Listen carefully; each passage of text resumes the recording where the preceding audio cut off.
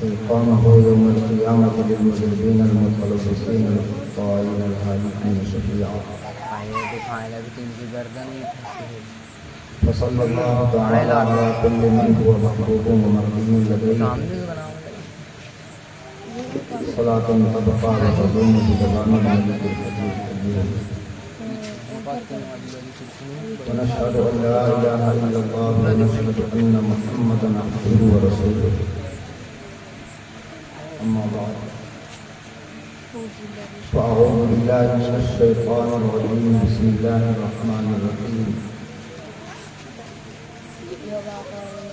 تلك الرسل فضلنا بعضهم على بعض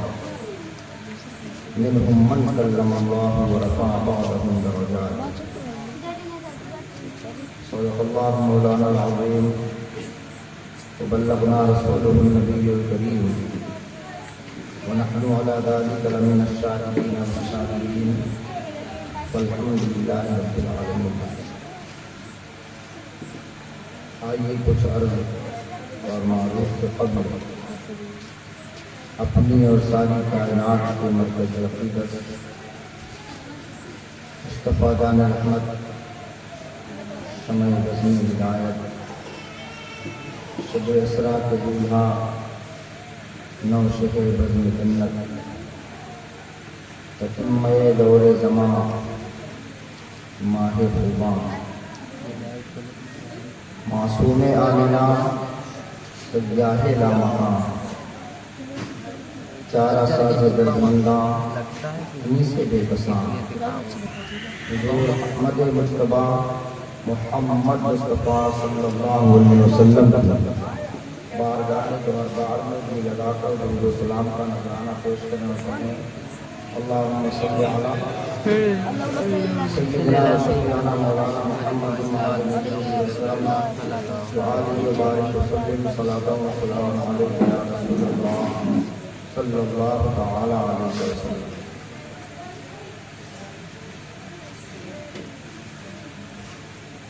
بھائی اعظم صاحب نے بڑی محبتوں سے اس محفل کی دعوت پیش کی اور اس دعوت پر شروع سے آخر تک واسطہ اور وسیلہ کا کام حضرت طاہر سنت قاری علی رضا صاحب اللہ نے کیا. یہاں آ کر حضرت حافظ وقاری محمد رضا صاحب اللہ بانوی اور صدیق محترم جناب حافظ غلام رسول صاحب اللہ برکتپوری سے ایک خوشگوار اور بڑی اچھی ملاقات. تو مجھے یہ محسوس ہوا جیسے کہ میں کہیں اجنبی جگہ میں نہیں بلکہ اپنوں کے درمیان کچھ باتیں کرنے آ گیا.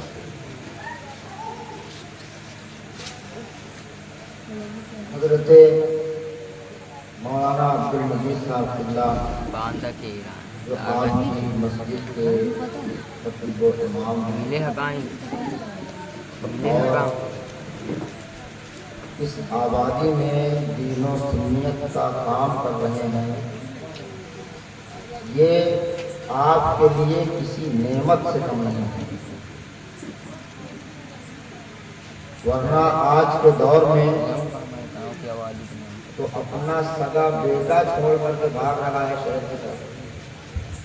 چاہے جائے کہ کوئی دوسرا آ کر کے آبادی میں تمہارے لیے جہاد میں رہ جائے. تو ان کا یہاں رہ جانا، نمازیں پڑھانا، آپ کو دین کی اور اسلام کی باتیں بتانا، یہ کسی نعمت سے کم نہیں. اور نعمت پر اللہ کا شکر ادا کرنا. اس لیے آپ اپنے ایمان کی قدر کریں اور ان کے یہاں ہونے کی بنا پر اللہ کا شکر کریں اور ان کی خواہشات اور خیالات کا آپ خیال رکھیں.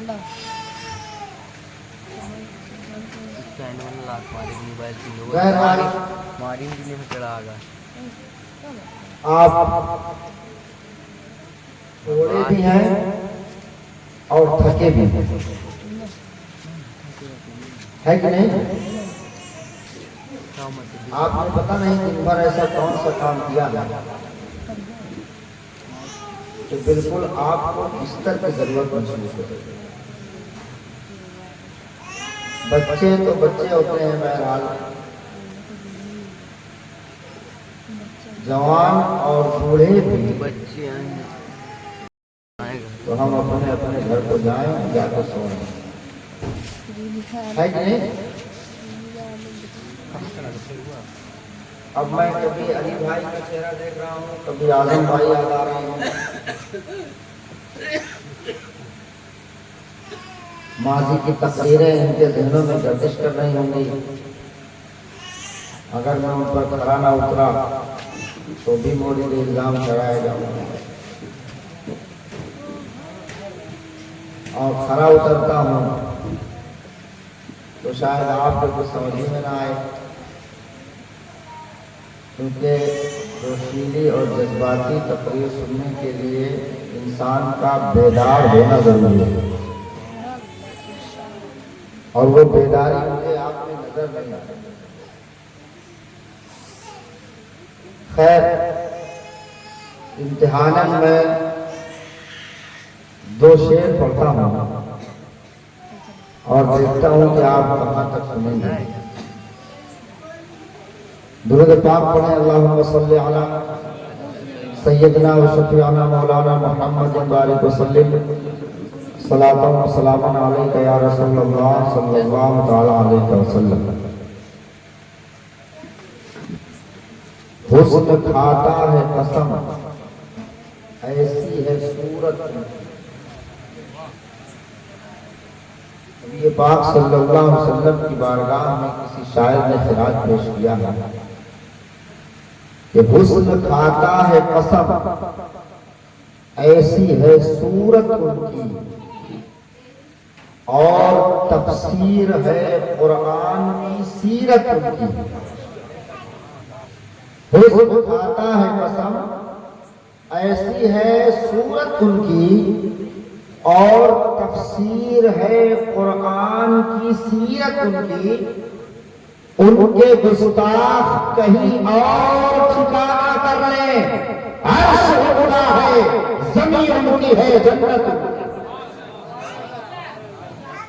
ان کے گستاخ کہیں اور ٹھکانہ کر لیں، عرش ان کا ہے، زمین ان کی ہے، جنت ان کی۔ اور آپ کو دیکھ کر کے کچھ اور یاد آیا، پتھریلی وادیوں میں گوہر بولتے رہے، پتھریلی وادیوں میں گوہر بولتے رہے، پہرے تھے بولنے پہ مگر بولتے رہے، اور خاموش چل کے ہو گئی تلوار کی زبان، لیکن جو کٹ گئے تھے وہ سر بولتے رہے۔ عجیب دور ہے، ہر طرف افراتفری مچی ہے، ایک خیالاتی شور ہے، چور آئے چور۔ پورے اتر پردیش میں ایک ماحول ہے، جس کے گھر میں 1 تولہ رکھا ہے وہ بھی پوری رات جاگ رہا ہے کہ کہیں ایسا نہ ہو اس سے بھی ہاتھ دھونا پڑا، اور جس کے گھروں میں خزانہ ہے اس کو تو ڈر ہے کہ کہیں اٹیک نہ آ جائے۔ پورا گاؤں پہرا دے رہا ہے، نوجوان لڑکے راتوں کو جاگ رہے ہیں اور دن میں سو رہے ہیں، چھتوں پہ عورتوں کی نیند حرام ہے۔ کوئی کہتا ہے کہ ہم آدھی رات سوئیں گے تم جاگنا، پھر تم سو جانا تو ہم جاگیں گے، وجہ کیا ہے، کیوں آخر؟ کہاں معلوم نہیں ہے، چوروں کی سنوائی ہے، گلی گلی پکڑے جا رہے ہیں، نگر نگر چور آ رہے ہیں، डगर डगर चोर उठ रहे हैं। हमने कहा कौन से चोर है? कहा वो जो मार देते हैं, वो जो माल ले जाते हैं, वो जो हड़प करते हैं, वो जो जेवरात ले जाते हैं, वो जो पैसा ले जाते हैं, वो जो चांदी ले जाते हैं। हमने कहा चांदी से इतना प्यार है कि नींदें हो गई है, सोने से इतनी मोहब्बत है कि आंखों से नींदें गायब है, हर रात एक जगह है। चोरों को तसव्वुर की वजह से जरा सोचो तो सही, ये दुनिया का वो माल है जो तुम्हारे साथ कब्र में न जाएगा, ये दुनिया का वो दौलत है जो आप तुम करते ही साथ छोड़ देगी। आप इस दौलत का अगर हिसाब करते बैठे तो कुछ हिस्सा बीवी का है, कुछ हिस्सा बेटे का है, कुछ हिस्सा बेटी का है, कुछ पोते का है, कुछ पोती का है। आपका अपना कुछ नहीं है, लेकिन जो आपका अपना नहीं है उसके लिए आप जाग रहे हैं, उसके लिए आप नींद हराम कर रहे हैं, उसके लिए आप आंखों में पानी छिड़क करके, चाय पी करके, बीड़ी और सिगरेट का सहारा लेकर के, गुटखा इस्तेमाल करके सारी रात जा रहे हैं। तो तुम जरा सोचिए, जिसको सबसे बड़ी दौलत कहा जाता है, जिसको सबसे बड़ा खजाना कहा जाता है, सबसे बड़ी दौलत ला इलाहा इल्लल्लाह है, सबसे बड़ी दौलत मुहम्मदुर रसूलुल्लाह है, सबसे बड़ा सरमाया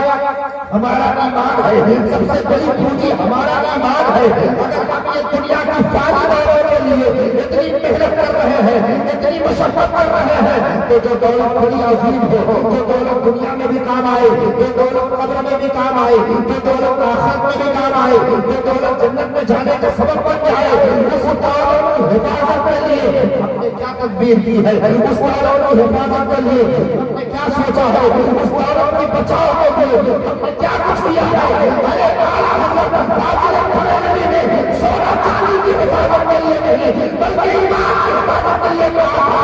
सोना सोने वालों जागते रहिए, चोरों को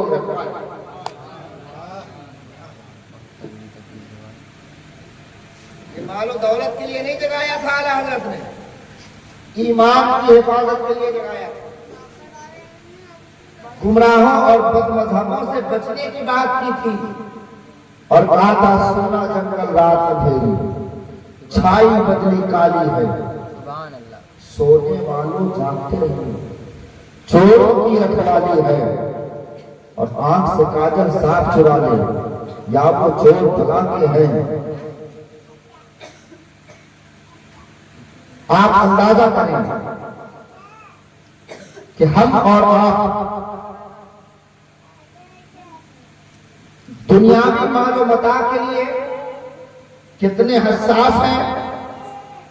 और अपने दीन और अपने मजहब के मामले में कितने लापरवाह। आज लोग कहते हैं कि ये सब मौलाना लोगों की बातें हैं, सब आपस में इसी तरह करते रहते हैं।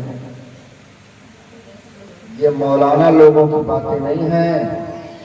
ये कुरान और हदीस की बात, ये दीन की बातें हैं। आप तसव्वुर करें और सोचें कि जिस इस्लाम के खातिर वो नबी रहमत सल्लल्लाहु अलैहि वसल्लम, जिस ईमान के खातिर वो पैगंबर आखिर जिसे हम और आप मोहम्मद रसूलुल्लाह सल्लल्लाहु अलैहि वसल्लम के नाम पाक से जानते हैं, जिसकी अजमतों का कोई ठिकाना नहीं, जिसके मकाम को बयान करना इंसान के बस की बात नहीं, जिस नबी की अजमतों के फरेरे आसमानों में भी हैं, जमीन से लेकर आसमान तक, फर्श से लेकर अर्श तक, जिसके अजमतों की तुरफा धूप है, उस पैगंबर आखिर ज़मां ने कितनी मुसीबतें बर्दाश्त की हैं, कितनी परेशानियां बर्दाश्त की है, कुफार के कितने जुल्म सहे हैं। आज इस्लाम की हिफाजत के लिए, आज इस्लाम की बका के लिए, आज इस्लाम के तहफ़्फ़ुज़ के लिए किसी को कुर्बानी देने की जरूरत नहीं है। आमिना का लाल हर तरह की कुर्बानी दे करके गया है, मुस्तफा जान रहमत हर तरह की आजमाइशों से गुजर करके गए हैं। वो नबी आखिर ज़मां जिसकी अज़मतें कुरान बयान करता है और कुरान कुछ इस तरह इरशाद फरमाता है, दिल का रुसूल फक़लना बादहु अला बाद, ये वो रसूल हैं जिनके पास को पास में फजीलत हासिल है। मिनहुम मन कल्लम اللہ تو کوئی وہ ہے جس سے اللہ نے کلام کیا ورفع بعضهم درجات، اور کوئی وہ ہے جو درجوں میں سب سے بڑھ گیا۔ قرآن کہتا ہے کہ رسول ہے، رسولوں اور نبیوں کی تعداد کم و بیش 1,24,000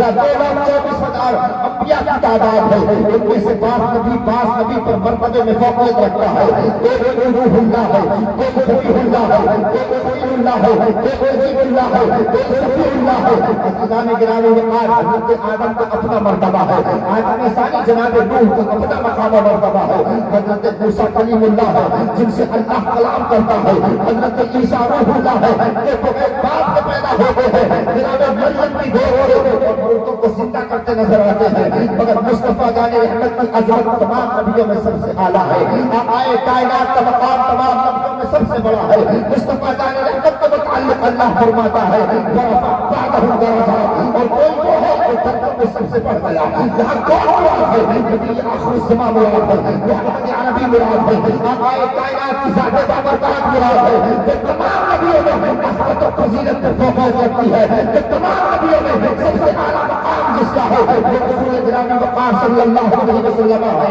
تبھی تو بریلی کا قلندر امام عشق و محبت سیدی سرکار عالم اپنے قلم کی نوک سے اپنا عقیدہ ظاہر کرتا ہے، عقیدہ دے کر کے اپنے ماننے والوں کو ایک نیا ماحول دے کر کے عقیدے کی حفاظت کرتا نظر آتا ہے۔ یہ مصطفیٰ کا دیوانہ، اے مصطفیٰ کا جانا سارا، تو کسی اور پیغمبر کو فضیلت میں مشورہ سمجھ لینا، سب سے بڑی فضیلت اور سب سے بڑی شان اگر کسی کی ہے تو مصطفیٰ جان رحمت کی ہے۔ اس لیے بریلی میں رضا کرتا ہے سب سے اعلیٰ و اعلیٰ ہمارا نبی، سب سے اعلیٰ و اعلیٰ ہمارا نبی، خلق سے اولیاء، اولیاء سے رسول اور رسولوں سے اعلیٰ۔ سبحان اللہ۔ اب آپ کو ایسے ہی سننا ہے اوگا کو تو میں کتنی دیر تک حضور پاک پڑھی اللہم صلی سیدنا و شفیعنا مولانا محمد معاذ الجود والکرم وآلہ وآلہ وسلم صلاة وسلام علیہ یا رسول اللہ صلی اللہ تعالی علیہ وسلم۔ اس نبی کا مقام و مرتبہ ہم اور آپ بیان نہیں کرتے، یہ ہمارے بس کی بات ہی نہیں ہے۔ جس کا مقام قرآن بیان کرے، جس کا مقام اللہ بیان کرے، جس کی عظمت قرآن میں ہے، جس کا ذکر قرآن میں ہو، اللہ تبارک و تعالی جس کو مبعوث فرمانے کے بعد بندوں پر احسان جتلائے، اس پیغمبر کی عظمت انسان کے بس کی بات نہیں ہے، اس پیغمبر کی فضیلت انسان کے بس کی بات نہیں ہے، انسان سمجھ ہی نہیں سکتا ہے تو بیان کیا کرے گا۔ حضرت حسان بن ثابت کہتے ہیں ما ان مدحت محمدا بمقالتی لیکن مدحت مقالتی بمحمد۔ جناب حسان کہتے ہیں میں نبی رحمت صلی اللہ علیہ وسلم کا نام اس لیے نہیں لیتا کہ آقا کائنات کی تعریف کروں، نہیں، بلکہ میں آقا کا نام اس لیے لیتا ہوں کہ اس نام کی برکت سے میری شاعری میں جان پیدا ہو جائے، اس نام کی برکت سے میرا کلام اچھا ہو جائے، اس نام کی برکت سے میری تحریریں اچھی ہو جائیں۔ تو کہیں وہ کہتے ہیں وَأَجْمَلُ أَحْسَنُ وَأَحْسَنُ مِنْكَ لَمْ تَرَ قَطُ عَيْنِي وَأَجْمَلُ مِنْكَ لَمْ تَلِدِ النِّسَاءُ خُلِقْتَ مُبَرَّأً مِنْ كُلِّ عَيْبٍ كَأَنَّكَ قَدْ خُلِقْتَ كَمَا تَشَاءُ۔ یا رسول اللہ، حسان کی نگاہوں میں آپ جیسا حسین و جمیل کسی کو نہیں دیکھا ہے، آج تک کسی عورت نے آپ سے زیادہ خوبصورت بچہ نہیں جنا ہے۔ آپ کو اللہ تبارک و تعالیٰ نے ہر عیب سے پاک پیدا فرمایا ہے، یہاں تک کہ آپ جیسا چاہتے تھے ویسے ہی آپ کو پیدا کیا گیا ہے۔ اسی نظریے کی ترجمانی کی ہے بریلی کے امام احمد رضا نے، تیرے جو وصفائے وہ تنہی سے ہے بری، حیران تیرے شاہ میں کیا کہتا ہے جو خزان گرامی بتا حضرت کعب ہے، آپ ان سے پوچھئے حضرت کعب تم زہیر مصطفیٰ دانے کی تعریف کرتے ہیں، یہ کہتے ہیں ان الرسول اللہ نور مستضاع بھی محمد، بے شک اللہ کے رسول بلا شبہ اللہ کے رسول نور ہے، ایسے نور ہے جن سے زمانہ روشنی پاتا ہے۔ عزیزان گرامی وقار، آپ اپنا اندازہ لگائیں، حضرت ابو حسن رفاعی ہے اور وہ کہتے ہیں کہ عالم روحانیت میں میں نے پرواز شروع کی اور عالم روحانیت کے پرواز میں کسی کا اختلاف نہیں ہے۔ ابو حسن رفاعی کہتے ہیں میں اڑتا گیا روحانی دنیا میں یہاں تک کہ میں آسمانوں کو عبور کر کے حتی سائیکل کو کانیات میں پہنچ گیا غیب سے آواز آئی ابو حسن رفاعی کہاں جا رہے ہو عرض کیا پروردگار عالم عرش کی جس چھاتی پر معراج کی رات مصطفیٰ کے قدم پڑے تھے اس چھاتی کا دیدار کرتے جا رہا ہو آواز آتی ہے ارجع یا رسول اللہ ابو حسن رفاعی لوٹ جاؤ کروڑوں سال میں رہو گے تو مصطفیٰ کے قدموں تک نہیں پہنچ سکتے ہو ارے کروڑوں سال ہونے کے بعد جب مصطفیٰ کے قدموں تک نہیں پہنچا جا سکتا ہے تو پھر مصطفیٰ کے سر کا عالم کیا ہوگا مصطفیٰ کی آنکھوں کا عالم کیا ہوگا مصطفیٰ کی جلدوں کا عالم کیا ہوگا اس لیے کسی انسان کے بس کی بات نہیں ہے کہ وہ اپنا مقام بیان کر دے تو مصطفیٰ نے فرمایا یا ابا بکر لم یعلم حقیقتا غیر ربی اے ابو بکر میرے رب کے سوا میری حقیقت کو کوئی جانتا نہیں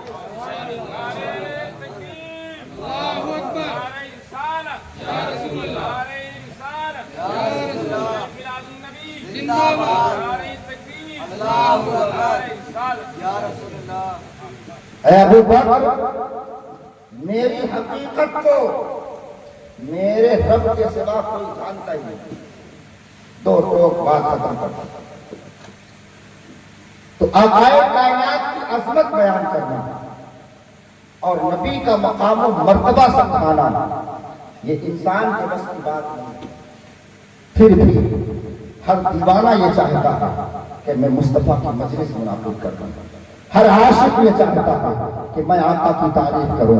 ہر دیوانہ چاہتا ہے کہ میں مصطفیٰ کی نعت پڑھوں اسی دیوانگی کا اثر ہے کہ قاری محمد رضا نعت پڑھتے ہیں اسی دیوانگی کا اثر ہے کہ جناب علی رضا گنگناتے ہیں اسی دیوانگی کا اثر ہے کہ آج اپنی نیند قربان کر کے امام صاحب یہاں بیٹھے ہیں اسی دیوانگی کا اثر ہے کہ تم اگر سے تھکے ہوئے لگ رہے ہو مگر اپنی نیند قربان کر کے یہاں بیٹھ گئے ہو کیوں کیونکہ مصطفیٰ کا تذکرہ ہو رہا ہے آقا کی عظمت بیان ہو رہی ہے یہ پاک صلی اللہ علیہ وسلم کی محفل ہے اگر کہ ہمارے بس کی بات نہیں ہے نہ نبی کا مقام بیان کرنا ہمارے بس کی بات ہے نہ نبی کی عظمت بیان کرنا ہمارے بس کی بات ہے مگر پھر بھی ہم یہ چاہتے ہیں کہ مصطفیٰ کی عظمتوں کا تذکرہ ہو جائے نبی کے مقام اور مرتبے کی تھوڑی سی بات ہو جائے کیوں اس لیے کہ جو مصطفیٰ کا تذکرہ کرتا ہے اللہ اسے اپنا محبوب بنا لیتا ہے جو مصطفیٰ کا تذکرہ کرتا ہے اللہ اس سے پیار فرماتا ہے جو نبی کی مجلسوں میں آ کر بیٹھ جاتا ہے اللہ عرش میں اس کا تذکرہ کرتا ہے جو نبی کی مجلسوں میں ادب سے آ کر بیٹھتا ہے اللہ اس کے متعلق فرشتوں کو فخر فرماتا ہوا نظر آتا ہے اس لیے مصطفیٰ جانے والا کی مجلسوں میں آ کر بیٹھ جانا آقائے کائنات کی میلاد سجا لینا نبی پاک کے تذکرے کی مجلس سجا لینا یہ بڑے نصیب کی بات ہے یہ بڑے مرتبے کی بات ہے جسے چاہا کر کے بلا لیا جسے چاہا اپنا بنا لیا یہ بڑے کرم کے ہے فیصلے یہ بڑے نصیب کی بات ہے عزیزان گرامی وقار آقائے کائنات صلی اللہ علیہ وسلم کی مجلسوں میں بیٹھنا یہ نصیب والوں کا کام ہے نبی پاک صلی اللہ علیہ وسلم کی مجلسیں سجانا یہ دیوانوں کا کام ہے اور پھر نبی صلی اللہ علیہ وسلم کا مقام و مرتبہ سننا اور بیان کرنا اگرچہ انسان کے بس کی بات نہیں ہے مگر ہر انسان یہ چاہتا ہے ہر دیوانہ یہ چاہتا ہے نبی کا ہر عاشق یہ چاہتا ہے کہ میں مصطفیٰ کا تذکرہ کروں تاکہ اللہ تبارک و تعالیٰ مجھے اپنا محبوب بنا لے یہ مجلسیں ہمارے لیے ذریعہ نجات بن جائیں کہ نبی رحمت صلی اللہ علیہ وسلم کی ہمیں شفاعت نصیب ہو جائے اور پھر ہر مادے ہر صناخہ ہر عاشق تعریف کرتے کرتے تھک جاتا ہے یہاں تک کہ زندگیاں گزر جاتی ہیں قلم ٹوٹ جاتے ہیں سیاہیاں ختم ہو جاتی ہیں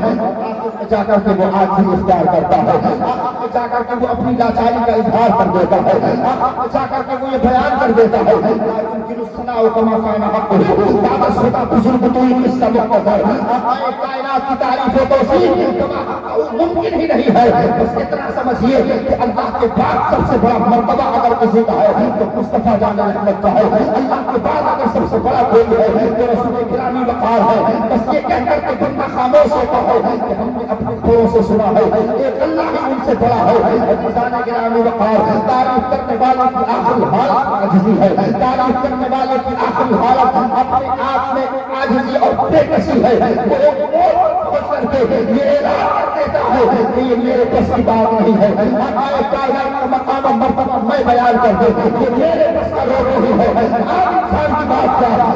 پیسوں کی بات کیا ہے، چلیے اس امام عشق و محبت کی بارگاہ میں جس نے زندگی بھر محبتوں کے جام پلائے ہیں، جس نے زندگی بھر ناموس رسالت میں پہرے دیے ہیں، جس نے زندگی بھر مدد کیا ہے، جس نے زندگی بھر مصطفیٰ جان احمد پر درود و سلام کے نذرانے پیش کیے ہیں، تو ایک دو مرتبہ نہیں، 100 مرتبہ نہیں، 1000 مرتبہ نہیں، بلکہ سلام کیا ہے تو لاکھوں مرتبہ، درود پڑھا ہے تو لاکھوں مرتبہ، کئی رابطے کے پتھر کو جاتا کئی شخص دعا پر کروڑوں مرتبہ درود بھیجا ہے، اور پاس قوت پر، استقامت پر، جانے لانے قیامت پر، ہموں کی نشاست پر، مصطفیٰ جان احمد پر، زمانہ حکومت پر، شکل کی قناعت پر لاکھوں سلام پڑھ کر کے آقا کی عاشقی کا اظہار کیا ہے۔ یہی کہا ہے سرور بہو کے مالک تو پیدا کرو مجھے، بابا خلیل کا گلے سے میں کہوں مجھے، پہلے کی سب کچھ پر صداقت کی خاموشی، چپ ہو رہا ہوں کہ میں کیا کیا کہوں مجھے، لیکن رضانے تک میں سخر اس پر کر دیا، خالق کا بندہ خلق کا آقا کہوں مجھے، یہی کہا ہے جب یاد آنا شکو کا فی نظر دوسرے میں رسول پتا جانا، جب راج کو تاج توڑے سو سے دوسرا جانا، یہی کہا ہے عشق کا جنم ہے، جشن میں آسمان ہے، جانے میں اب کی ہر مقام ہے، زندگی بھر عاشق مصطفیٰ کی عظمتیں بیان کرنے کے بعد آخر میں اپنے آپ کو سمجھایا ہے، مجھ سامنے ممکن ہے پھر بھی بہتر رسول اللہ۔ آخر میں جا کر آج اختیار کی ہے اور کہا ہے اے رضا خود صاحب قرآن ہے مداح حضور، تجھ سے کب ممکن ہے پھر مدحت رسول اللہ۔ جس نبی کی عظمتیں اللہ بیان کرتا ہو تو پھر بندوں کے بس کی بات نہیں ہے کہ وہ اللہ کی طرح کوئی بیان کرے۔ غالب بہت بڑا شاعر ہے ہندوستان، غزل میں ملکہ حاصل تھا اسے، غزل کی صورتوں کو سنوارنے کا ہنر آتا تھا اسے، کہیں پریش کا تذکرہ کرتا ہے اپنی غزلوں میں، اور کہیں کہتا ہے عشق میں غالب نکما کر دیا ورنہ ہم بھی آدمی کے کام، کہیں کہتا ہے کہ تنگ دستی اگرچہ ہو غالب تندرستی ہزار نعمت ہے۔ اسی بڑے شاعر سے جب کسی نے کہا کہ یہ قلم پکڑو اور مصطفیٰ کی نام تو وہ جو جس کے دیوان چھپے ہیں، وہ جو جس کی شاعری کے ترجمے ہو رہے ہیں، وہ جو جس کی شاعری پر پی ایچ ڈیاں ہو رہی ہیں، مرنے کے بعد جس غالب کے نام پر دہلی میں بڑی بڑی بلڈنگیں بنائی گئی ہیں، وہ ایک بڑا شاعر جس کو استاد الشعراء کہا جائے، اس نے جب مصطفیٰ کا نام سنا اور نبی کے نام کی بات جب اس کے سامنے آئی تو اس نے دو کہا غالب ثنائے خواجہ بیزدہ گزاشتین کہا ذات پاک مرتبہ دانے محمد، کہا غالب مصطفیٰ کی نام لکھے جس آقا کی عظمت وہ جانتا ہی نہیں ہے، اس آقا کی عظمتوں کو وہ کیا لکھ سکتا ہے؟ یہ کام غالب اپنے رب کے حوالے کرتا ہے کیونکہ رب جانتا ہے مصطفیٰ کا مقام و مرتبہ کیا ہے اور مصطفیٰ جانتے ہیں اللہ کی عظمتیں کیسے ہیں۔ کہا غالب ثنائے خواجہ بیزدہ گزاشتین کہا ذات پاک مرتبہ دانے محمد،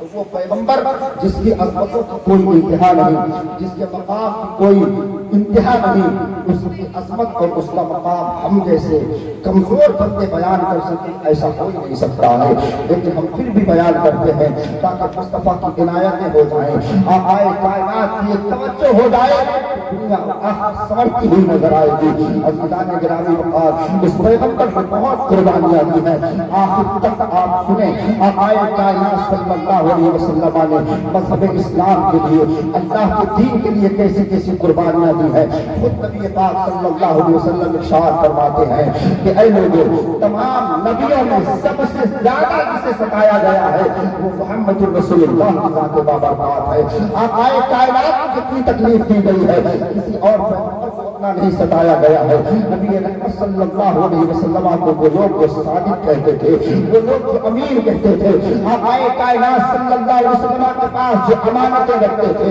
نبی رحمت صلی اللہ علیہ وسلم نے جب اپنی نبوت و رسالت کا اعلان فرمایا اور کہا کہ میں اللہ کا رسول ہوں تو دنیا دشمن ہو گئی، زمانہ دشمن ہو گیا، اس پیغمبر کی مخالفت ہونے لگی، جس پیغمبر کو صادق کہا جاتا تھا، جس پیغمبر کو امین کہا جاتا تھا، دنیا اس پیغمبر کے پیچھے پڑ گئی. آپ دیکھیں نبی پاک صلی اللہ علیہ وسلم کو کس طرح سے پایا جا رہا ہے. آقا کائنات صلی اللہ علیہ وسلم کو کبھی دیوانہ کہا جاتا ہے معذرت. نبی پاک صلی اللہ علیہ وسلم کے خلاف میٹنگ منعقد ہوتی ہے. آقا کائنات صلی اللہ علیہ وسلم کو تبلیغ دین سے روکنے کے لیے حربے استعمال کرتے ہیں اور سازشیں رچی جاتی ہیں. اللہ اکبر. آپ اندازہ لگائیں نبی پاک صلی اللہ علیہ وسلم نے جب لا الہ الا اللہ کا اعلان فرمایا ہے تو سارا مکہ دشمن ہے, سارا مکہ مخالفت میں اتر آیا ہے, سارا مکہ مخالفت کر رہا ہے. مگر دیکھے تو صحیح نبی پاک صلی اللہ علیہ وسلم پر ایمان لانے والے سب سے پہلے جو لوگ ہیں ان پر ایک نظر ڈالو. اور اللہ کے رسول نے کہا ہے میں اللہ کا نبی ہوں, لا الہ الا اللہ کہو, محمد رسول اللہ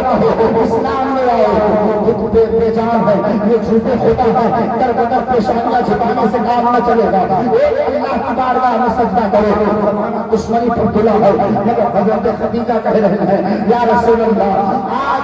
25 سالہ زندگی آپ کے ساتھ گزر رہی ہے میری, آج 15 سال ہو گئے ہیں آپ کے ساتھ رہتے ہوئے, اس لیے کہ 25 سال کی عمر میں جناب خدیجہ سے نبی پاک کا نکاح ہو رہا ہے اور 40 سال کی عمر میں نبوت کا اعلان ہو رہا ہے. 15 سال کا زمانہ بڑا لمبا زمانہ ہو رہا ہے. بیوی اپنے شوہر کو پہچان چکی ہوتی ہے, شوہر اپنی بیوی کو پہچان چکا ہوتا ہے. 15 سالہ زندگی گزارنے کے بعد ایک نئی بات آقا کائنات کی زبان سے نکلی ہے میں اللہ کا رسول ہوں. اور زبان کا سب سے پہلے اگر کسی نے ایمان رکھا ہے, اس زبان کی سب سے پہلے اگر کسی نے تصدیق کی ہے تو مصطفیٰ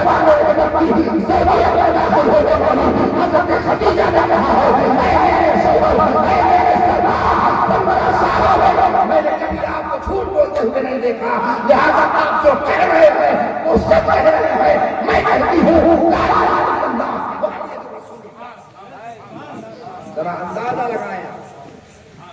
نبی پاک صلی اللہ علیہ وسلم کا کردار کتنا ہے, آقا کائنات کا معیار کتنا بلند تھا کہ 15 سال جس کے ساتھ زندگی گزاری ہے اس کو آپ کی ذات پر, آپ کی دیانتداری پر, آپ کی سچائی پر اتنا یقین ہے کہ جب مصطفیٰ جان رحمت نے کہا اللہ ایک ہے, جنت اور دوزخ ہے, میدان محشر ہے, میں اللہ کا آخری رسول ہوں, تو حضرت خدیجہ نے فوراً یہ نہیں کہا کہ تم کیا کر رہے ہو. ذرا تصور کریں ہماری وہ مائیں اور بہنیں جو کبھی اپنے شوہر کی بات نہیں مانتی. اگر شوہر کہے آم تو وہ کہیں گی املی, اگر شوہر کہے املی تو وہ کہیں گی آم. ایک لطیفہ بڑا مشہور ہے, اب تھوڑا سا میں آپ کے مزاج اور دماغ کے مطابق بات کروں گا. بڑا مشہور ہے, سنا ہوگا آپ لوگوں نے کہ ایک پیر صاحب تھے, ان کی عورت ہمیشہ ان کو کوشش کرتی کہ بڑے پیر بنے ہو, بڑے پیر بنے ہو, کہیں روپیہ ڈھونگے کہیں گے. تم کو معلوم ہے کہ پیر کیسے ہوتے ہیں؟ پیر صاحب کو ایک دن غصہ آیا, کہا لگتا ہے بیوی کو دکھانا پڑے گا کہ پیر کیسے ہوتے ہیں. تو موقع کی تلاش میں تھے. ایک دن دیکھا کہ آنگن میں بیوی برتن مانج رہی ہے, تو پیر صاحب اڑے ہوا میں اور اپنے گھر کے اوپر جو ہے منگوانے لگے. اچانک بیوی کی نظر پڑی تو کہا واہ کیا پیر ہے, ہوا میں اڑ رہا ہے. پیر ہو تو ایسا, ولی ہو تو ایسا, کرامت ہو تو ایسی. اب جب دیکھا پیر صاحب نے کہ بیوی نے دیکھ لیا ہے تو اڑ گئی, ادھر اترے اور گھر آئے. اور جب دروازے سے داخل ہوئے تو کہا ہے ایک ٹھونیا کے پیر, یہ اپنے آپ کو پیر سمجھا تھا. کہاں تھا؟ تمہیں پتہ نہیں ہے آج ہم پیر دیکھ ہے. کہاں آسمان میں کیا اڑ رہے تھے, کیا کرامت دکھا رہے تھے, کیا فضا میں لہرا رہے تھے. ارے کہاں پگلی میں ہی تو تھا.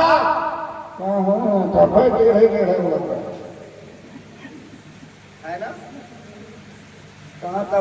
ٹیڑھے اڑت رہے. یعنی پیر صاحب جب پتا چل گیا کہ شوہری پیر تھا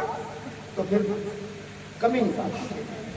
جب تک نہیں پتا تھا کہ میرا آدمی ہے تب تک واہ کیا پیر ہے, واہ کیا اڑ رہا ہے. اور جب پتا چلا کہ میرا آدمی ہے تو کہا تبھی تو ٹیڑھے ٹیڑھے اڑت رہے. उड़ाऊ का तो भंगना ही है। ये है औरतों का हाल। वो अपने आदमी की बात नहीं मानती, भाई की बात मानती, सास की बात नहीं मानती, बहन की बात मानती, नंदों की बात नहीं मानती, अम्मा की बात मानती। औरतों का सबसे बड़ा मसला ये है कि जब वो सास बनती हैं तो उनको बहू अच्छी नहीं मिलती, और जब बहू बनती है तो सास अच्छी नहीं मिलती। जब वो किसी की भाभी बनती है तो ननद अच्छी नहीं रहती। आपको अल्लाह के रसूल सल्लल्लाहु अलैहि वसल्लम ने इरशाद फरमाया कि मैंने मेराज की रात जहन्नम में कसरत से औरतों को देखा है, और जहन्नम में उनके जाने की वजह अल्लाह की नाशुक्री, अल्लाह की नाशुक्री करती है और अपने शौहर की नाफरमानी करती है। इन दो वजहों से औरतों को मैंने ज्यादा जहन्नम में देखा। आप बताइए, ये नाशुक्री नहीं तो और क्या है? एक सास है और उसकी एक बहू है। बहू की शिकायत है कि सास डाइन है, सास को शिकायत है कि बहू खराब है। यहाँ नाशुक्री नहीं तो और क्या है? कभी बहू ये शुक्र नहीं अदा करती कि अल्लाह का शुक्र है, ये जैसी है मेरे शौहर की माँ है, मेरे शौहर की जन्नत इसके कदमों के नीचे है, मुझे अल्लाह का शुक्र अदा करना चाहिए। और सास कभी अल्लाह को सजदा नहीं करती कि अल्लाह शुक्र है तेरा, ये तेरी बंदी है, जैसी भी है मेरे बच्चे के निकाह में आकर के मेरे घर को आबाद किया है, मेरी नस्लों को भगवान चढ़ाया है, मेरे बच्चे को सुकून फराहम किया है, मेरे बच्चों को माँ बनी है, तेरा शुक्र है। एक जवान कभी सजदा करके ये नहीं कहती कि जिस भाई को दूल्हा बना लेगा और माँ लिए मैं बैठी थी, अल्लाह तेरा शुक्र है तूने उस भाई की शादी करा के मुझे भाभी अदा की है। और एक भाभी कभी अल्लाह का शुक्र अदा करती कि कैसी ही नहीं मगर है मेरे शौहर की बहन, तूने मुझे ननद अदा की है, इस पर तेरा शुक्र है। ना ननद अल्लाह का शुक्र अदा करती है, ना भाभी अल्लाह का शुक्र अदा करती है, ना सास का भी शुक्र अदा करती है, और ना बहू का भी शुक्र अदा करती है। सारी जिंदगी नाशुक्री में गुजर जाती है, और जब बुढ़ापे को पहुंचते हैं तब समझ में आता है कि सब ठीक था। बहुत तकलीफ है सास के, सास बड़ी हरामी है, सास बहुत नालायक है, सास बहुत नाशकाती है। और जब खुद सास बनी तो कहा जो कुछ मुंह सास करत रही है वह मन कर, तो इसका मतलब सब भी हरामी होगी। अकल को होती नहीं। बाज औरतें ऐसी हैं कि जब वो सास बनती हैं तो कहती हैं कि हमार सास हमारे साथ कितना करत रही है, तो जो तना हमार सास करत रही है वही तना हमारी। और जब तुम्हारी सास तुम्हारे साथ करती थी तो तुम सास को कर जाती, और आज तुम्हारी बहू अगर कर जाती है तो तुम्हारे लड़कन से तो मैं तो छोड़ा हो, एक साल में बुलाए न भूल की न पैसा दी न करता, तो शादी कहता है। जब रिश्ता तय होता है तो कहीं बिटिया नहीं थी, गोरी लंबी है, पढ़े है, हाँ सब कुछ है, चलो रिश्ता हो गया। अब जब हो गया तब ये सारी चीजें भूल। अब जैसे ही निकाह के बाद वो कराई और चौथी चाला होने के बाद रोटी छुआई गई, तो अब क्या देखती है? सब पका लेती, बढ़ई बना लेती, पूरी पका लेती, खाना बना थे कि नहीं, लीपत बना थे कि नहीं, स्वागत बना थे कि नहीं। अरे शादी से पहले तो नहीं देखा था, शादी से पहले तो नहीं देखा था कि जिस लड़की से हम रिश्ता करने जा रहे हैं वो खाना बना लेती है या नहीं, गोरी हो जाना हो खाना बना लेती हो, ब्यूटीफुल हो जाना हो खाना बना लेती हो, वो अच्छी लगे या ना लगे सास ससुर की खिदमत करती हो, वो दिखने में कैसी हो लेकिन घर संभालने वाली हो। शादी से पहले तो नहीं देखा था, शादी से पहले तो देखा था कि कटरीना कैफ हो, शादी से पहले देखा था कि वो लंबी हो की तरह, शादी से पहले देखा था कि घर में आए तो उजियारा हो। तो जब जो चीजें देख करके लाई थी अब वही चीजें देखो, खाना बने या ना बने हुस्न देखो, झाड़ू बने या ना बने लंबाई देखो, जो देख करके लाई हो। शादी के बाद वही, ये बेईमानी और नाइंसाफी कैसी कि शादी से पहले छोड़ देखो और शादी के बाद छोड़ देखो। जो बाद में देखना हो वही पहले देखो, और जो पहले देखो वही बाद में। नहीं समझ रहा है? अब तकलीफ नहीं हो रही है, बातें हो रही है, तो जिसमें तुम जागो वैसे सो जाओ। केवल उर्दू में सो रहे हैं, और जिसमें थोड़ी सी जिम्मेदारी आई है, थोड़ी मुस्कुराहट आई है आप लोगों के चेहरे, ہے کہ نہیں؟ تو عورتوں کو اللہ کا شکر ادا کرنا چاہیے ہر بات کا. شوہر کیسا اے اللہ تیرا شکر ہے، اس لیے کہ شوہر کا مقام و مرتبہ بہت بڑا ہے. اللہ کے رسول صلی اللہ علیہ وسلم ارشاد فرماتے ہیں کہ اگر اللہ کے علاوہ کسی اور کو سجدہ جائز ہوتا تو میں عورتوں کو حکم دیتا کہ وہ شوہر کو سجدہ کریں، لیکن چونکہ اللہ کے علاوہ کسی دوسرے کو سجدہ جائز نہیں ہے،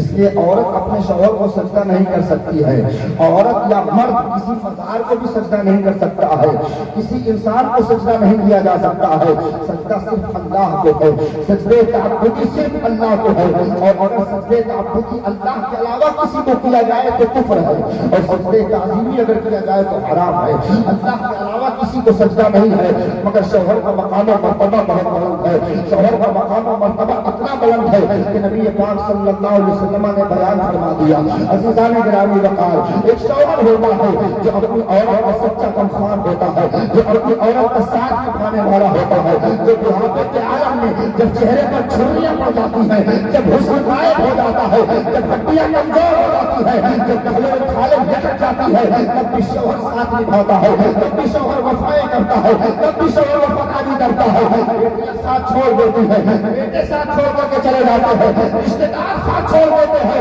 مگر جب تک شوہر زندہ رہتا ہے وہ اپنی عورت کا ساتھ نہیں چھوڑتا ہے. بیماری میں بھی ساتھ دیتا ہے، زندگی بھر کما کر کے کھلاتا ہے، جوانی اپنی دھوپ میں جلا دیتا ہے، بڑھاپے کی دہلیز کو پہنچ جاتا ہے، مگر کبھی احسان نہیں جتلاتا ہے، کبھی حساب نہیں بتاتا ہے، کبھی یہ نہیں کہتا ہے کہ میں نے تمہیں کما کر کے کھلایا ہے، کبھی یہ نہیں کہتا ہے کہ میں نے تمہیں کپڑے پہنائے ہیں، اس لیے کہ وہ سمجھتا ہے یہ میری ذمہ داری ہے، یہ میرے پر فرض ہے، کما کر کے کھلانا یہ میرا اپنا ذمہ ہے. اللہ نے مجھے اس لیے بنایا ہے، میں مرد ہوں، اس لیے کما کر کے کھلانا میری ذمہ داری ہے. بڑھاپے تک کما کر کے کھلاتا ہے، جب تک ہاتھ پیر چلتے ہیں تب تک کماتا ہے، مگر کبھی نہیں کہتا ہے کہ میں نے تم پر احسان کیا ہے. مگر دوسری طرف عورت ہر موقع پر بنا دیتی ہے کہ میں نہ ہو تو کیا کرتا،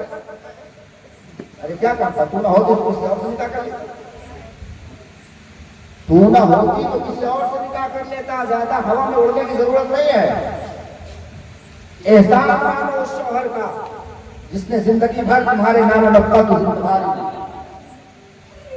آج کل موبائلوں کی وجہ سے گھر برباد ہو رہے ہیں، بہنوں کا گھر برباد کر رہی ہیں، ماں اپنی بیٹی کا گھر برباد کر رہی ہے. تھکا ہارا شوہر کھیت سے کھلیان سے آیا ہے، دھان لگا کر کے ہل جوت کر کے آیا ہے، وہ چاہتا ہے کہ اس کی عورت اس کی طرف متوجہ ہو، اس سے پیار سے بات کرے، اس کے پاس بیٹھے. لیکن عورت ہے کہ کان میں پھول لگائے ہیں، دوپٹہ میں لپیٹے، اور بتاؤ کہا ہے کیا کرنا ہے، پہلی کہا ہے کیا ضرورت ہے بہن سے بات کرنے کی جب شوہر گھر میں تمہیں تک رہے، جب شوہر کام پہ تھا تب بات کر لیتی، اور پھر تمہیں ضرورت کیا ہے کان میں پھول لگا کر کے پورے گاؤں کی خبر لینے کی. چچا کی بٹیا کا کیا حال ہے، فلانے کے بتاؤ کا کیا حال ہے، ٹھکانے کے بڑی اماں کا ساتھی لڑائی کہے کہ ہو گئی، وہ بمبئی سے کہے بھاگ آوا ہے، وہ بیمار کا ساتھ ہوتا ہے. تمہیں کیا ضرورت ہے؟ اگر تم نے فون بھی کیا ہے تو السلام علیکم، تم کیسی ہو، اللہ ابا کیسے ہیں، گھر میں سب خیریت ہے، چلو ٹھیک ہے رکھ دو، میرا آدمی آ گیا ہے، فرصت میں پھر کبھی بات کروں. السلام کرنے میں کیا جاتا ہے. لیکن نہیں، اگر شوہر کرتے گھر تیرے فون تو میں تو دیکھے نہیں جاتا ہے. میں اپنی بہنی سے بات کر رہا ہوں تو گھر پہلے جلن ہو لگا، پہلے جلن ہو لگا تھی، نہیں دیکھ جاتا ہے. اب اگر کوئی ایڑا قسم کا شوہر ہوتا ہے تو وہ اٹھاتا ہے بیلٹ اور دو چار جما دیتا ہے کیلے پہ، اور کوئی شریف ہوتا ہے تو بیچارہ غصہ ہو کر گھر سے باہر نکل جاتا ہے. دن بھر کھیت میں چلا تھا، اب گھر کے باہر بیٹھ کر کچھ ہو رہا. اس لیے بے وقوف نہ بنو. جب گھر میں شوہر ہو تو بات نہ کیا کرو، شوہر سے بات کرو. اگر گھر میں ساس سسر ہو، دیور ایک نندے ہوں اور فرصت کے لمحات ہوں تو ان کے پاس بیٹھ کر کے باتیں کرو. دیکھو ساس کیا کہتی ہے، نندوں کی فکر کیا ہے، دیور سوچ کیا رہا ہے، گھر کے بچے کیا سوچ رہے ہیں، ایسا نہ ہو کہ سب بیٹھے ہو دسترخوان پر اور انتظار کر رہے ہو کہ بہو بھی آئے، بیٹھے ساتھ میں باتیں کرے اور تم موبائل اٹھاؤ، گھسو، دروازہ بند کرو اور پھر فون لگاؤ، ہلو ہلو ہلو ہلو۔ اس سے گھر بگڑتے ہیں، پھر ساس کی ذہن میں فکور پیدا ہوتا ہے، پھر نندوں کو بدگمانی ہوتی ہے،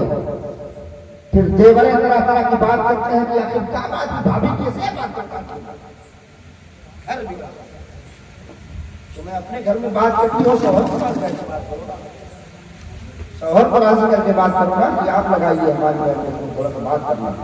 اماں کو ہماری کو لگائیے، آپ کی بھی تو ساس ہیں، آپ بھی تو سلام کریے، ہمیں بھی خیریت معلوم کرنی ہے، تبھی گھر میں بگڑیں گے۔ گھر اس وقت بگڑتے ہیں جب سسرال والے چاہ رہے ہو کہ تم آؤ، بیٹھو،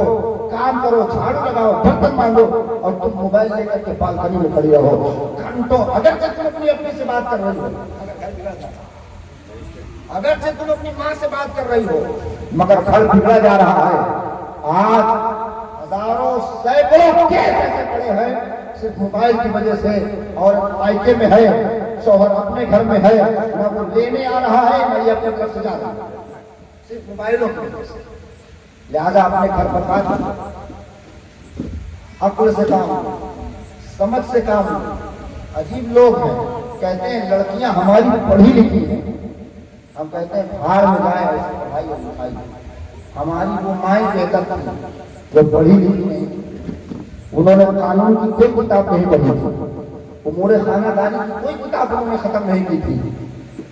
حقوق عباد اور حقوق اللہ سے متعلق انہوں نے کوئی کورس نہیں کیا تھا،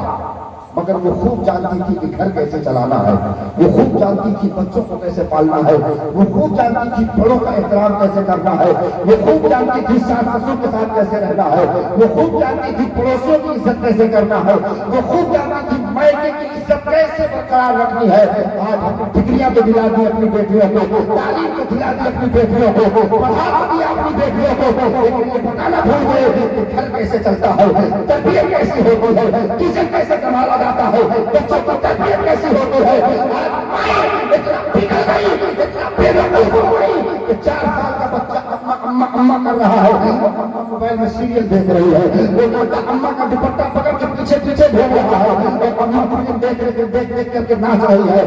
بچے کو جھنجھوڑ رہی ہے، جب باہر کبھی 5 روپیہ دے کر کے بھگا رہی ہے، جاؤ باہر کھیلو، بسکٹ لے کر کے کھا لینا، تھوڑی دیر بعد آنا، تمہیں معلوم نہیں ہے تم لڑکے کو بھگا نہیں رہی ہو، اس کی تربیت کر رہی ہو، اسے سکھا رہی ہو، اسے بتا رہی ہو کہ بیٹا جب بڑے ہو جانا اور کوئی بیماری کے بستر پر ہو اور تم سے پانی مانگے تو پانی مت دینا، موبائل چلاتے رہنا، اگر ہم تم سے دوائیں مانگے تو دوا لانے مت جانا، 100 کا نوٹ ہماری طرف پھینکنا، کہتے تم منگا لو دوا، ہم موبائل چلا رہے ہیں، آپ بچوں کی پرورش کر رہی ہے۔ یاد رکھو، اگر آج تم اپنے بچوں کو وقت نہیں دیتی ہو، اگر آج تم اپنے بچوں کو ٹائم نہیں دیتی ہو، اگر آج تم اپنے بچوں سے باتیں نہیں کرتی ہو، اگر آج تم اپنے بچوں کے ساتھ کھیلتی نہیں ہو، اگر آج تم اپنے بچوں کے پاس بیٹھ کر کے انہیں پڑھاتی نہیں ہو، تو کل جوان ہونے کے بعد وہ بھی تمہارے پاس نہیں بیٹھیں گے، وہ بھی موبائل چلائیں گے اور تمہارے پاس سے نکل جائیں گے، فون کال میں لگائیں گے اور گزر جائیں گے، تم چلاتے رہو گے نہیں سنیں گے، صرف موبائل پہ ان کی توجہ ہوگی۔ جوان ہونے کے بعد بیٹے ماں باپ کو روٹیاں نہیں دیتے ہیں، ماں باپ کی تربیت ہوتی ہے جو بڑھاپے میں روٹی کھلاتی ہے اور روٹی چھنوا لیتی ہے۔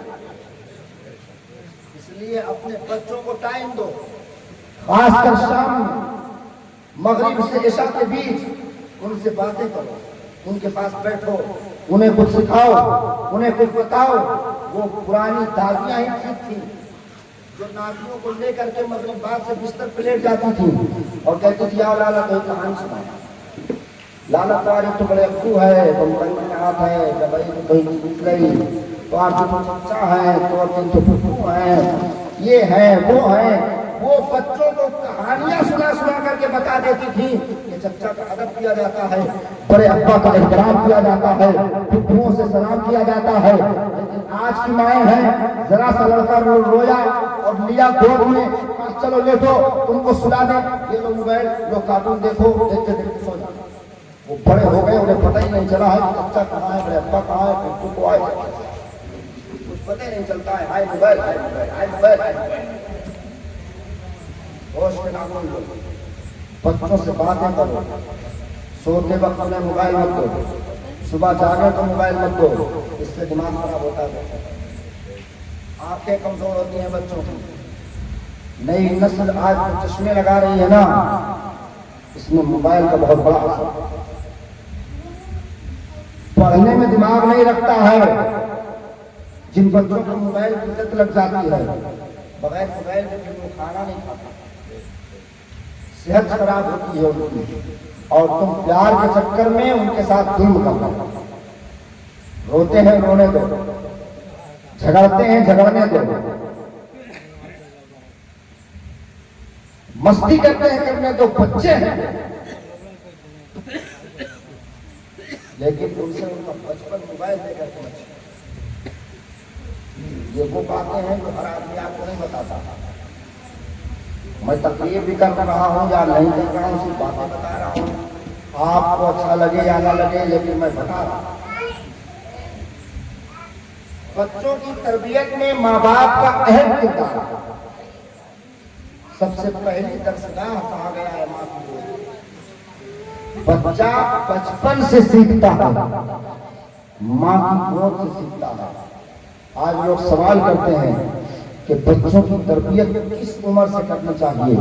کوئی کہتا ہے جب بچہ 3 سال کا ہو جائے تو اس کی تربیت کرو، کوئی کہتا ہے جب بچہ 4 سال کا ہو جائے تو اس کو اسکول میں ڈالو، کوئی کہتا ہے جب 7 سال کا ہو جائے تب اس کی تربیت کرو۔ لیکن آؤ دیکھو، تاریخ میں ایک بات ہے، تاریخ میں ایک واقعہ ایسا ہے جس سے پتہ چلتا ہے کہ تربیت کب سے کی جانی چاہیے۔ سلطان صلاح الدین ایوبی کا باپ ہے اور سلطان صلاح الدین ایوبی کی ماں ہے، ابھی شادی نہیں ہوئی ہے، ابھی رشتہ نہیں ہوا ہے۔ شہر کے قاضی نے سلطان صلاح الدین ایوبی کی ماں سے ایک مرتبہ کہا کہ بیٹی میں چاہتا ہوں کہ تم نکاح کر لو۔ کہا میں نکاح کس سے کروں؟ میری پسند کا کوئی لڑکا ہی نظر نہیں آتا ہے۔ اللہ اکبر۔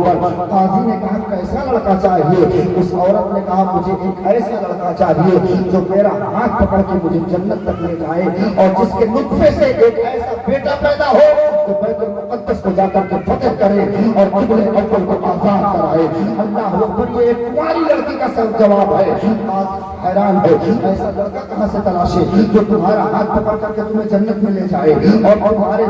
اس کے نطفے سے ایک ایسا لڑکا پیدا ہو جو قبلے اول کو آزاد کرائے۔ کچھ دنوں کے بعد ایک صاحب آئے، وہ سلطان صلاح الدین ایوبی کے بعد تھے، قاضی کے دربار میں بیٹھے تھے اور قاضی صاحب سے انہوں نے کہا کہ کچھ بات اور تبادلہ خیال کرنے کے بعد قاضی صاحب نے ان سے کہا کہ جناب آپ رشتہ کیوں نہیں کر لیتے ہیں؟ آپ نے ابھی تک نکاح کیوں نہیں کیا ہے؟ وہ کہتے ہیں کیا بتاؤں قاضی صاحب، مجھے کوئی لڑکی ایسی نہیں ملی ہے جس سے میں نکاح کر سکوں۔ اتفاق سے وہ لڑکی بھی وہاں دربار میں پردے میں موجود تھی جس نے یہ کہا کہ مجھے ایسا شوہر چاہیے جو میرا ہاتھ پکڑ کر کے جنت تک لے جائے۔ وہ لڑکی بھی پردے میں موجود ہے اور ادھر جوان کہتا ہے قاضی صاحب مجھے ایک ایسی لڑکی چاہیے جو میرا ہاتھ پکڑ کر کے مجھے جنت میں لے جائے اور جو میرے نطفے سے ایک ایسے بیٹے کی ماں بنے جو قبلے اول کو آزاد کرانے والا ہو۔ اللہ اکبر۔ قاضی کی آنکھیں پھٹ گئی، حیرانی کے عالم میں قاضی صاحب دور ہوئے تو وہی سوال ہے، وہی انداز ہے، وہی نظریہ ہے جو اس لڑکی کا ہے،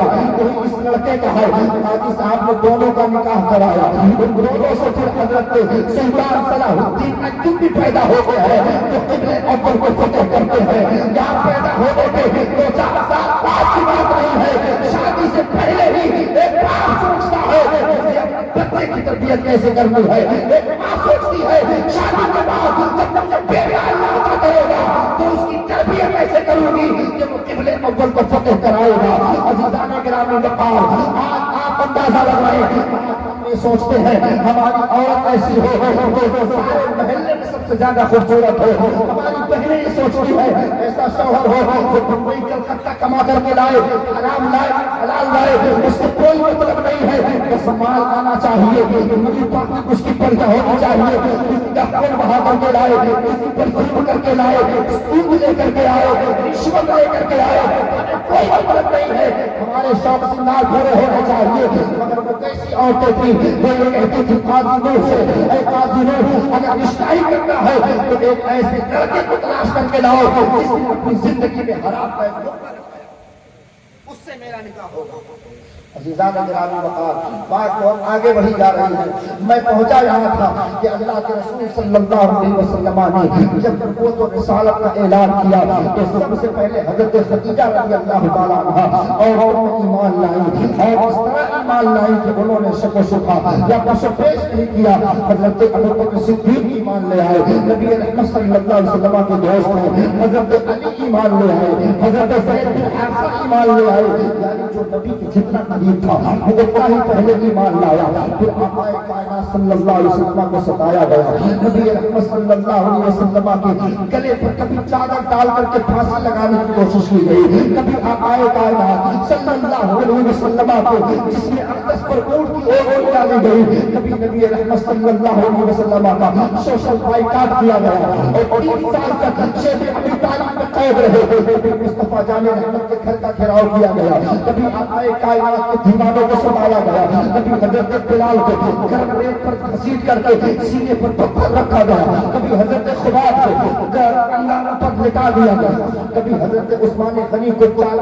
چٹائی پر لپیٹ کر دھواں دیا گیا، اور کبھی حضرت عمار کو ستایا گیا، کبھی جناب یاسر کو ستایا گیا، حضرت سمیہ کو نیزہ مار کر ظالموں نے شہید کر دیا. نبی پاک صلی اللہ علیہ وسلم کے گھر کا گھیراؤ کیا گیا، آقا کائنات کے قتل کی سازش کی گئی. کبھی نبی پاک صلی اللہ علیہ وسلم کو دیوانہ کہا گیا، کبھی آقا کائنات کو مجنون کہا گیا، کبھی نبی رحمت کو ساحل کہا گیا. عزیزان گرامی وقار ذرا غور کرو، نبی پاک صلی اللہ علیہ وسلم پر مصیبتوں کے پہاڑ ٹوٹے ہیں. آقا کائنات صلی اللہ علیہ وسلم کو کفار نے ستانا شروع کیا ہے. نبی رحمت صلی اللہ علیہ وسلم صبر سے کام لے رہے ہیں، تحمل سے کام لے رہے ہیں، یہاں تک کہ جب مکے والوں نے ظلم و ستم کی انتہا کر دی اور آقا کائنات صلی اللہ علیہ وسلم نے مکے سے باہر نکل کر کے دعوت و تبلیغ کا کام کرنا چاہا تو طائف کے میدان کا انتخاب کیا، طائف کا انتخاب کیا. نبی رحمت صلی اللہ علیہ وسلم طائف کے میدان میں گئے. ہونا یہ چاہیے تھا کہ طائف والے آقا کائنات کی دعوت لبیک کہتے، نبی پاک کا کلمہ پڑھ کر کے ایمان لے آتے، آقا کائنات کو رسول مان لیتے. مگر طائف والوں نے ایسا نہیں کیا، بلکہ طائف والوں نے نبی رحمت صلی اللہ علیہ وسلم کے پیچھے چند لوٹوں کو لگا دیا جو آقا کائنات پر پتھر برسا رہے تھے. نبی رحمت صلی اللہ علیہ وسلم پر پتھروں کی بارش ہے اور سارا جسم آقا کا لہو لہان ہے. نبی رحمت صلی اللہ علیہ وسلم کے جسم اقدر سے خون بہ رہا ہے. آقا کائنات کے نعلین مبارک کا خون بہ گیا ہے. نبی پاک صلی اللہ علیہ وسلم کو سخت تکلیف ہے، آقا کائنات کو سخت صدمہ ہے. نبی رحمت صلی اللہ علیہ وسلم کے ساتھ ان کے صحابہ حضرت زید بن حارثہ ہے جو کہتے ہیں یا رسول اللہ کیا آپ حضرت نوح جیسے نبی نہیں ہیں؟ کیا آپ حضرت لوط جیسے نبی نہیں ہیں؟ کیا آپ حضرت زکریا جیسے نبی نہیں ہیں؟ کیا آپ حضرت موسیٰ جیسے نبی نہیں ہیں؟ آقا کائنات نے ارشاد فرمایا ہاں میں انہی کی طرح نبی ہوں. تو صحابی رسول کہتے ہیں یا رسول اللہ جب ان کی نبیوں نے امتیوں کی امتوں نے ان کو پریشان کیا تھا، ان کی امتوں نے جب ان کے ساتھ دغا کی تھی، ان کی امتوں نے جب انہیں ستایا تھا تو ان پیغمبروں نے بھی دعا کی تھی، امت ہلاک ہو گئی تھی، امت تباہ ہو گئی تھی، امت برباد ہو گئی تھی. اے اللہ کے رسول آپ بھی دعا کر دیجئے، آپ بھی دعا کر دیجئے طائف کا میدان برباد ہو جائے، طائف والے ہلاک ہو جائیں. آپ بھی دعا کیجئے تاکہ طائف کے میدان پر پتھروں کی بارش ہو جائے. آقا کائنات نے ارشاد فرمایا ہاں میرے صحابی میں تو دعا کے لیے ہاتھ اٹھاتا ہوں، میں دعا کرتا ہوں تم آمین کہنا. مصطفیٰ نے ہاتھ اٹھائے، صحابی رسول نے سوچا ابھی رسول اللہ دعا کریں گے پتھروں کو بارش ہو جائے گی، ابھی تک دعا فرمائیں گے طائف کو فرشتے الٹ دیں گے اور طائف برباد ہو جائے گا. مگر صحابی رسول کی آنکھیں پھٹی رہ گئی جب اللہ کے رسول نے دعا میں یہ کہا اللہم اہد قومی انہم لا یعلمون، اے اللہ میری قوم کو ہدایت عطا فرما اس لیے کہ میری قوم مجھے پہچانتی نہیں. جن لوگوں نے پتھروں کی بارش کی تھی ان کے لیے مصطفیٰ جان رحمت دعا فرمائی اور فرمایا اللہم اہد قومی انہم لا یعلمون، اے اللہ میرے قوم کو ہدایت عطا فرما اس لیے کہ میری قوم مجھے پہچانتی نہیں ہے. صحابی رسول نے عرض کیا یا رسول اللہ آپ نے دعا فرما دی. فرمایا انی بعثت رحمتا للعالمین، اللہ نے مجھے رحمت للعالمین بنا کر بھیجا ہے، میں کسی کی ہلاکت کی دعا نہیں. آج ہم دھوکے سے دھکا لگ جائے تو گرانا ہے، اگر ہمیں تھوڑی سی طاقت مل جائے تو کمزور کو دباتے ہیں، اگر پیسہ آ جائے تو سب سے پہلے بھائی سے جھگڑا کرتے ہیں، اگر تھوڑی سی شہرت مل جائے تو اپنے ہی خاندان کو نیچا دکھانے کی کوشش کرتے ہیں۔ اور وہ ہمارا پیغمبر، وہ ہمارے نبی، وہ ہمارے رسول ہمیں محبت کا، امن کا اور پیار کا سبق دے گئے۔ ذرا تصور کریں آپ، وہ نبی رحمت صلی اللہ علیہ وسلم جنہوں نے دشمنوں کو بھی دعائیں دی ہیں، اس پیغمبر کے امتیوں کو یہ شوبھا نہیں دیتا کہ وہ اپنے بھائیوں کو دعائیں دیں، باپ بیٹے کو دعا دے، بیٹا باپ کے لیے دعا کرے، یہ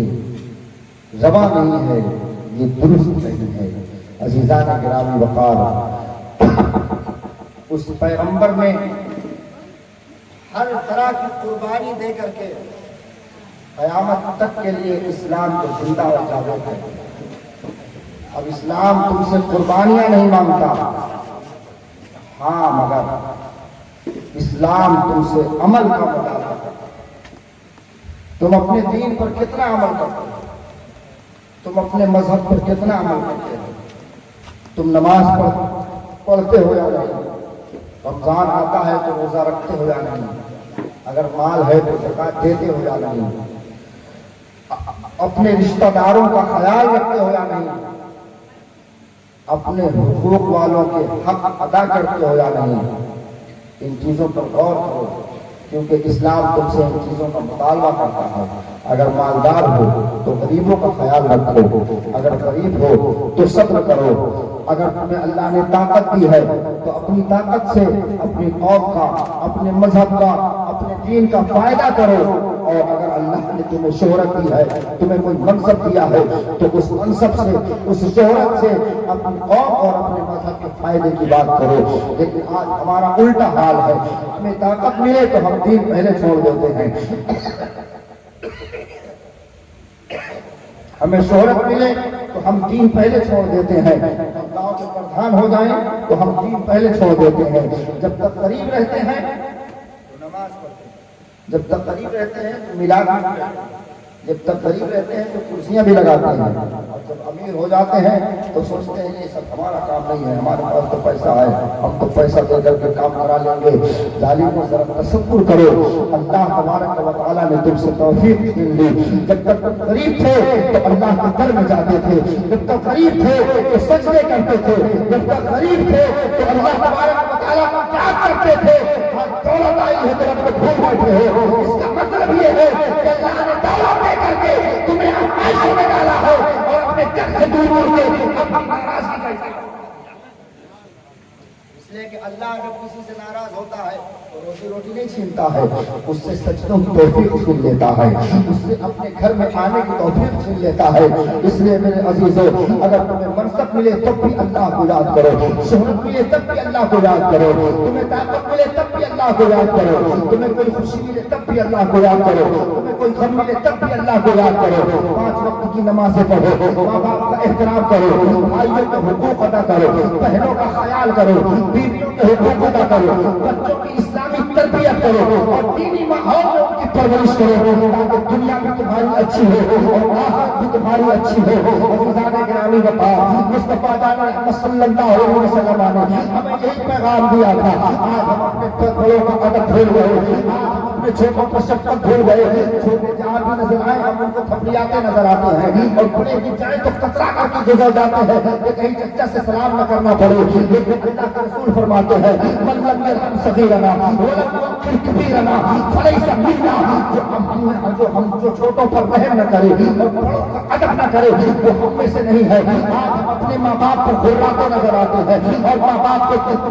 تنگناتے ہوئے جواب دیتے نظر آتے ہیں، جبکہ اللہ فرماتا ہے ولا تقل لهما اف ولا تنهرهما وقل لهما قولا کریما، اپنے ماں باپ سے اف تک نہ کرو، اور جب بات کرو تو نہایت نرمی سے بات کرو، ماں باپ کو ستاؤ نہیں بلکہ ماں باپ کی خدمت کر کے جنت کماؤ، اس لیے کہ مصطفیٰ فرماتے ہیں کہ جس شخص کو ماں باپ کا بڑھاپا ملے، بڑھاپے کے عالم میں دونوں ملے یا دونوں میں سے کوئی ایک ملے اور ان کی خدمت کر کے بیٹا جنت نہ کما لے تو برباد ہو جائے، وہ ہلاک ہو جائے۔ آپ اندازہ لگائیے ماں باپ کا ادب و احترام کیا ہے۔ عزیزان گرامی وقار، اللہ کے رسول صلی اللہ علیہ وسلم ارشاد فرماتے ہیں کہ بھائیوں کے حقوق ادا کرو، اس لیے کہ جو کسی کا حق کھا کر کے مر گیا اللہ قیامت میں اس وقت تک نہیں معاف کرے گا جب تک کہ اہل حق نہ معاف کر دے۔ عزیزان گرامی وقار، کل میدان قیامت میں ایک ایسا شخص لایا جائے گا جس کے پاس نیکیاں بہت سی ہوگی، مگر پھر جب اس کا حساب ہوگا تو کہیں وہ بھائی کا حق آیا ہوگا، کچھ نیکیاں بھائی کو دے دی جائیں گی، کہیں بہن کو ستایا ہوگا، کچھ نیکیاں بہن کو دے دی جائیں گی،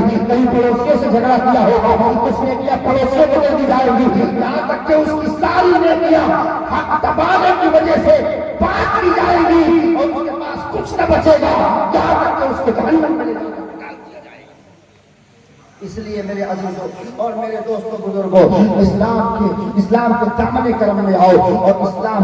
اسلامی شریعت کے احکام پر عمل کرو۔ اسلام نے شراب کو حرام کیا ہے، شراب کو چھوڑ دو، جوا کو حرام کیا ہے، جوا کو چھوڑ دو۔ اسلام نے جو ہے سود کو حرام کیا ہے، آپ سود کو چھوڑ دو۔ قرآن کہتا ہے احل اللہ البیع وحرم الربا، اللہ نے خرید و فروخت کو جائز قرار دیا ہے اور سود اور پیاز کو حرام فرمایا ہے، اس لیے اس کے قریب مت جاؤ، اس لیے کہ جو سود کے قریب جائے گا کل قیامت کے دن خون اور پیپ اسے پلایا جائے گا اور سخت جہنم کا عذاب اسے دیا جائے گا، وہاں کوئی کسی کا نہ ہوگا، وہاں کوئی کسی کے کام نہ آئے گا۔ دنیا میں لوگ ایک دوسرے کے کام آتے ہیں، دنیا میں لوگ ایک دوسرے کا سہارا بنتے ہیں، دنیا کا سسٹم تو یہ ہے کہ بھائی بھائی کے کام آتا ہے۔ آپ نے دیکھا ہوگا جب بچے آپس میں ایک دوسرے سے لڑتے ہیں اور کوئی لڑکا ہارنے لگتا ہے، کوئی لڑکا کمزور پڑتا ہے تو پھر وہ کہتا ہے کہ رک جانا نہیں، ابھی میں اپنے بھائی کو بلا کر کے لاتا ہوں، ابھی بتاتا ہوں، تو نہیں جانتا ہے میرا بھائی کون ہے، تو نہیں جانتا ہے میں کس کا بھائی ہوں، ابھی بھائی کو بلا کر کے لاتا ہوں،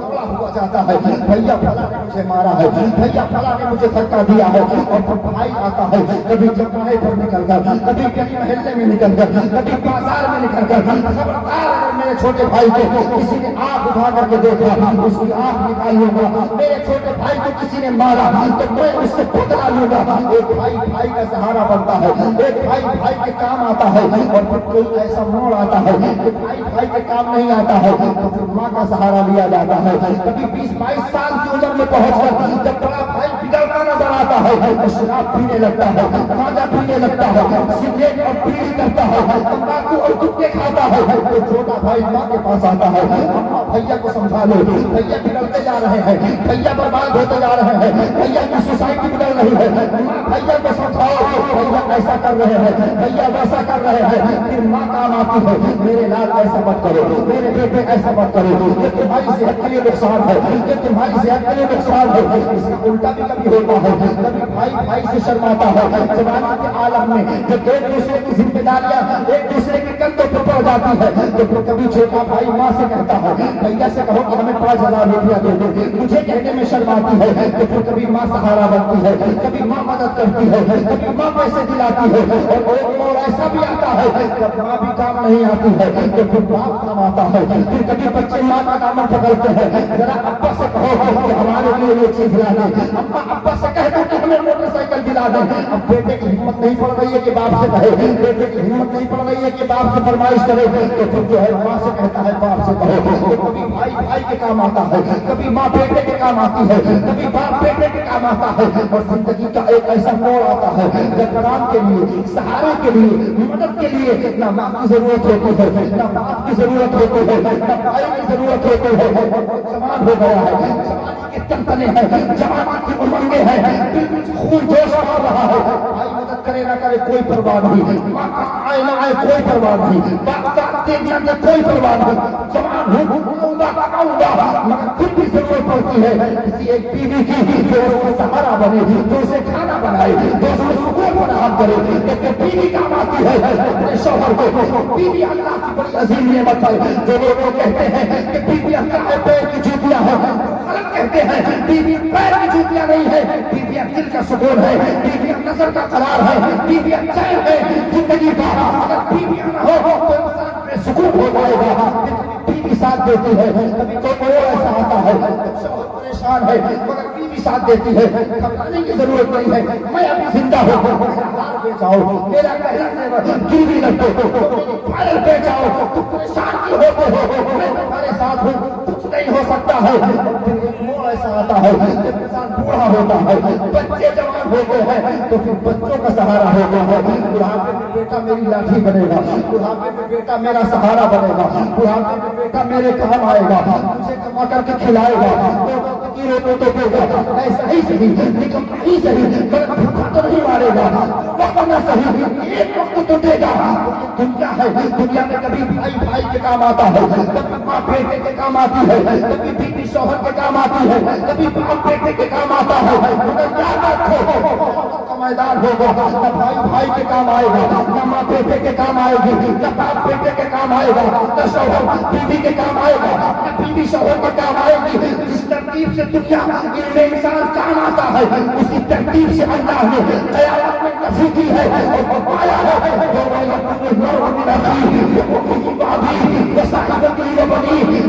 قیامت کے میدان میں بھائی بھائی سے بھاگے گا، ماں بیٹے سے بھاگے گی، بیٹا باپ سے بھاگے گا، شوہر بیوی سے بھاگے گا، بیوی شوہر سے بھاگے گا، باپ بیوی شوہر سے بھاگے گی، وہاں کوئی کام نہ آئے گا، کوئی انسان حال نہ ہوگا، نہ بھائی بھائی کے کام آ سکے گا، نہ بیوی شوہر کو نیکی دے گی، نہ شوہر بیوی کو پہچانے گا، نہ ماں بیٹے کو بچائے گی، نہ بیٹا باپ کو بچائے گا، نہ باپ اپنے بیٹے کے کام آئے گا، نہ بیٹا باپ کے کام آئے گا، وہاں کوئی کسی کے کام نہ آئے گا، وہاں کوئی کسی کا سہارا نہ بنے گا، نفسی نفسی کا عالم ہوگا۔ انبیاء بھی اس حدیث قیدی کا نعرہ لگا رہے ہیں،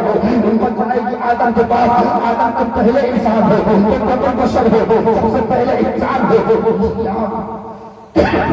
یہاں موجود ساری مخلوق تمہاری ہی اولاد ہے، آج تم کچھ کر دو، مگر جناب آدم کہیں گے اذهبوا الى غیری، کسی اور کے پاس جاؤ، حضرت نوح کہیں گے اذهبوا الى غیری، کسی اور کے پاس جاؤ، جناب موسیٰ کہیں گے اذهبوا الى غیری، کسی اور کے پاس جاؤ، حضرت عیسیٰ کہیں گے اذهبوا الى غیری، کسی اور کے پاس جاؤ، اچانک امت کو مصطفیٰ جان رحمت یاد آئیں گے، آقا کائنات یاد آئیں گے، نبی کا در یاد آئے گا، اور امت مصطفیٰ جان رحمت کے در دولت پر پہنچ کر کے جب دکھائی دے گی تو آقا فرمائیں گے انا لہا، یہاں پہ اسی لیے ہو، یہاں کوئی لانے والا نہیں ہے، جہاں کوئی پرسان حال نہیں ہے، جہاں کوئی سہارا بننے والا نہیں ہے، جہاں کوئی نیکیاں دینے والا نہیں ہے، وہاں امت جب مصطفیٰ کے قدموں پر پہنچ کر کہے گی یا رسول اللہ سپنے سپنے محشر میں اللہ ہم کو بے کسوں کو تیری دعائی ہے تو مصطفیٰ سجدے میں گریں گے اور راضی کر کے اپنی امت کی بخشش کرواتے ہیں۔ وہ پیغمبر جو قبر میں کام آئے گا، وہ پیغمبر جو آخرت میں کام آئے گا، وہ پیغمبر جو صراط میں کام آئے گا، وہ پیغمبر جو میزان میں کام آئے گا، وہ پیغمبر جو جہنم سے نکال کر جنت تک لے جائے گا۔ آج اس پیغمبر سے وعدہ وفائی کرو، آج اس پیغمبر کے وفادار بنو، آج اس پیغمبر کی بات مانو، آج اس پیغمبر کے بتائے ہوئے طریقے پر چلو، آج کہو یا رسول اللہ تمہیں جانا تمہیں مانا نہ کھاتا ہے سکھا ہم میں دنیا سے مسلمان گیا۔ اگر اس شان سے اور اس تہذیب سے آپ زندگی گزارتے ہیں تو یہ یاد رکھیں کہ دنیا بھی آپ کی سمجھ جائے گی اور آخرت بھی آپ کی سمجھ جائے گی۔ نبی پاک صلی اللہ علیہ وسلم کے دیوانے بن جاؤ، آقائے کائنات کے وفادار بن جاؤ، نبی پر درود و سلام پڑھو، صبح و شام درود کا ورد کرو اور نماز کی پابندی کرو، حقوق اللہ کے ساتھ حقوق العباد کی ادا کرو، علماء اور ائمہ کا خیال رکھو، اپنی مسجد کا حق ادا کرو اور اپنے امام کا خیال رکھو۔ اللہ تبارک و تعالی آپ کو نبی پاک صلی اللہ علیہ وسلم کے میلاد کا صدقہ عطا کرے اور ہم سب کو اللہ تبارک و تعالی اس محفل میلاد کے ذریعے بخش دے اور کل قیامت کے دن یہ محفل ہمارے لیے ذریعے نجات بن جائے۔ اللہ تبارک و تعالی اس آبادی کو اور اس آبادی میں رہنے بسنے والوں کو، خاص کر اعظم بھائی کو، حافظ غلام رسول صاحب کو علی بھائی کو، قاضی محمد رضا صاحب کو بے پناہ خیر و برکت عطا کرے اور رزق میں اللہ اضافہ فرمائے۔ اقول قولی ھذا استغفر اللہ لی ولکم اجمعین، وآخر دعوانا ان الحمد للہ رب العالمین۔ السلام علیکم ورحمۃ اللہ۔